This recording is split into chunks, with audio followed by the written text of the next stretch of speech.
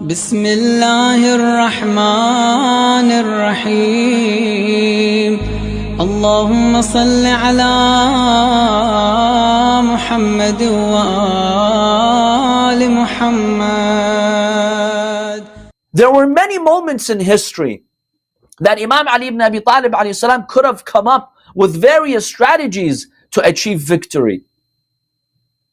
But the Imam alayhi salam always gave preference to honesty, being transparent and being honest. And the reason why the Imams of Ahlul Bayt always held on to honesty is because of what I call the Hujjah factor. Have you heard the word Hujjah? The word Hujjah in Arabic means proof. Now we call our Imam, the 12th Imam of Ahlul Bayt, Al-Imam Al-Hujjah. That's one of the titles of Al-Imam Al-Mahdi, because he is currently the proof of God on earth. The Holy Quran states, Lillahi al-Hujjatul Baligha. Allah subhanahu wa ta'ala is the one who will have the full, absolute Hujjah and proof. No one on the day of judgment has an excuse, because Allah has completed the proof. There is no room for confusion. Allah subhanahu wa ta'ala wants religion to continue in a state of absolute clarity, no confusion. So no one comes on the day of judgment and says, well, I got confused, I did not know. No. The Holy Quran says, Lillahi al-Hujjatul Baligha. Allah has the ultimate proof.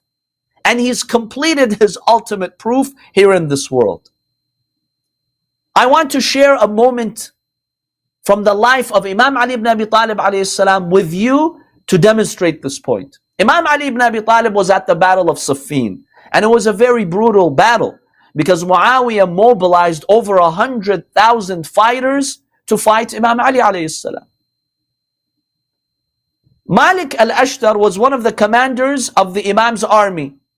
He was fighting the army of Muawiyah, and he was 1 hour away from victory when Muawiyah decided to come up with a deceptive tactic to avoid the defeat. He had 500 of his people put the Quran on the spear, and they raised the Quran, and they said, let the Quran be the arbitrator. Let the book of God rule us. Let's stop this battle. We don't want any further bloodshed. Let's put the Quran between us and the people of Ali ibn Abi Talib and see what God decides for us. Now Muawiyah was not being honest, because the Imam gave him this offer in the beginning. He refused. When Muawiyah became certain he's going to be defeated, he came up with this strategy. Now there were some people in the camp of Imam Ali who were absolute fools. They were people who were superficial Muslims. They were living around the Kufa area, other areas. They were not really fighting for the sake of Allah subhanahu wa ta'ala. It was a battle, they went. And these people later came to be known as the Kharijis. You've heard of the Khawarij, the Kharijis, those extremists? Today the ISIS mentality is an extension of the Kharijis. When these people heard that Muawiyah wants to stop the battle and he wants an arbitration, they came to Imam Ali ibn Abi Talib alayhi salam and they told him, oh Ali, let's stop the battle. Muawiyah wants to make peace. He doesn't want to fight. Let's not fight anymore. The Imam alayhi salam looked at them. Are you serious after all this? After all the aggression of Muawiyah, and we're an hour away from victory, now you want me to stop the battle? What kind of logic is this? They said, no. Either you stop the battle or we'll kill you. We'll turn against you.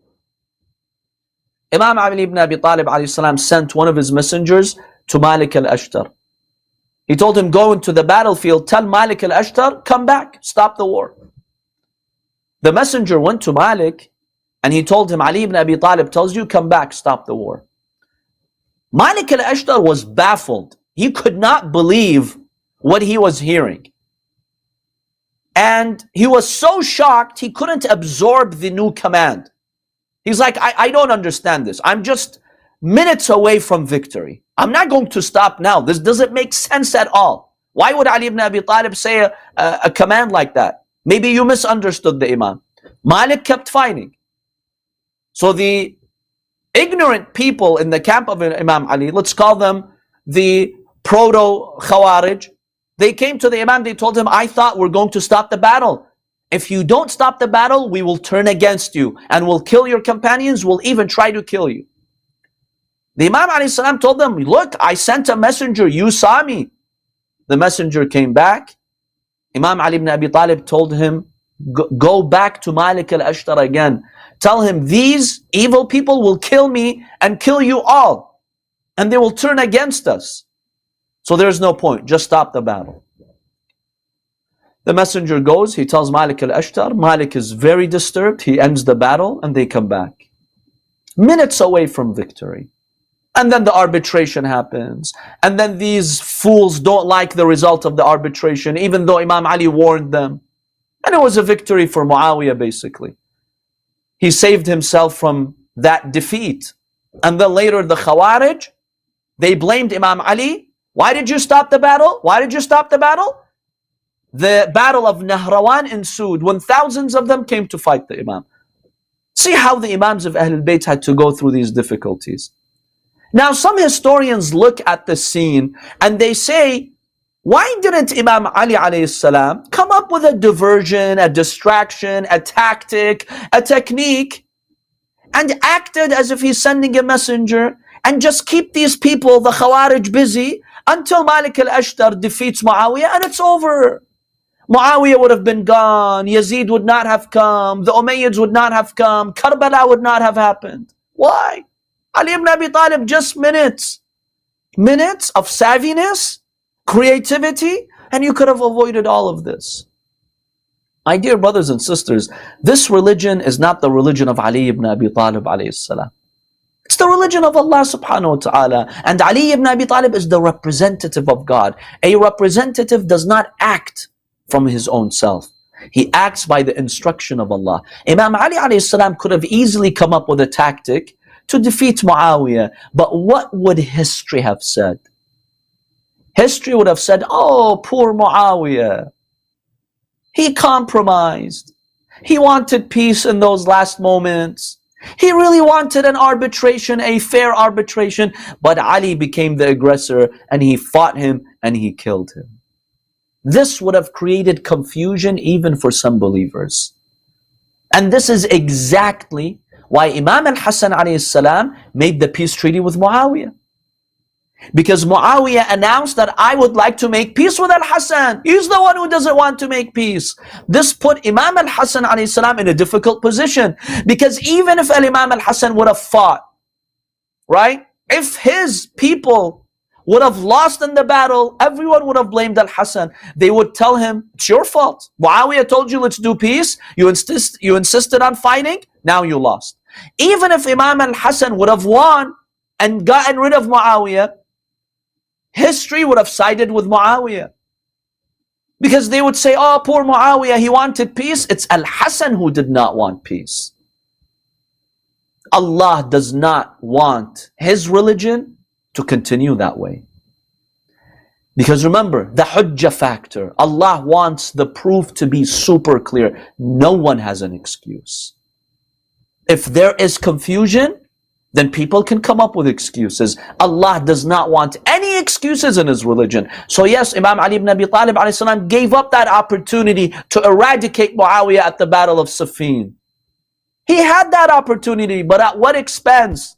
At the expense of this proof of God becoming lighter and lighter, and weaker and weaker. And when you work for Allah subhanahu wa ta'ala, there is no room for that. Imam Ali ibn Abi Talib was honest. He told them, I'm not going to impose on you. I'm very honest with you. What you're suggesting is wrong. You're dead wrong. And you'll regret it. But in the end, if that's what my army wants, that's fine. What am I going to do here? I'm not going to come up with a strategy and fool you guys.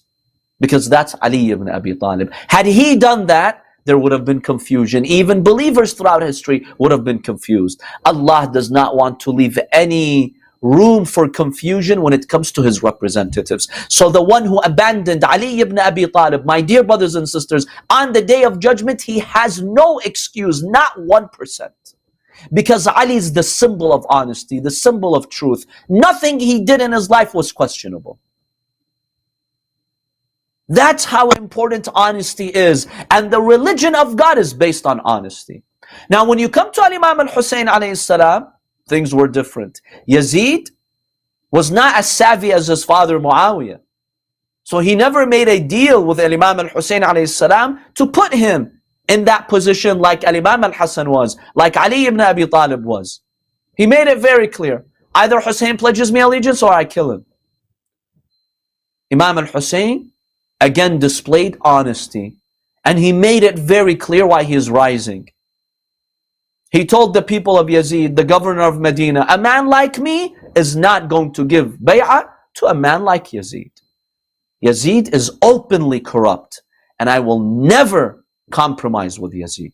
The Imam, from day one, he was honest. The Imam could have used a strategy here, beat around the bush, buy more time, get more supporters, but that's not Abu Abdullah al-Hussein. Al-Imam al-Hussein alayhi salam was honest in his mission. And from day one, he clearly demonstrated what his goal was.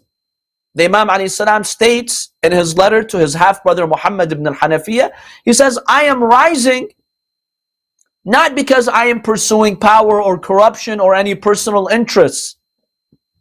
وَإِنَّمَا خَرَجْتُ لِطَلَبِ الْإِصْلَاحِ فِي أُمَّةِ جَدِّي. But I have come with this revolution to seek reform in the nation of my grandfather Rasulullah. أَنْ آمُرَ بِالْمَعْرُوفِ وَأَنْهَى عَنِ الْمُنْكَرِ. To enjoin the good, forbid the evil, and to continue the path of my grandfather Rasulullah sallallahu alayhi wa alayhi. See how straightforward the Imam alayhi salam was?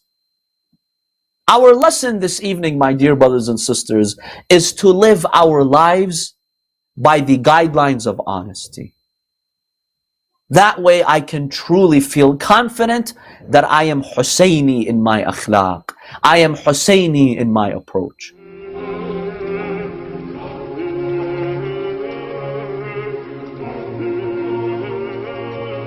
يا حسين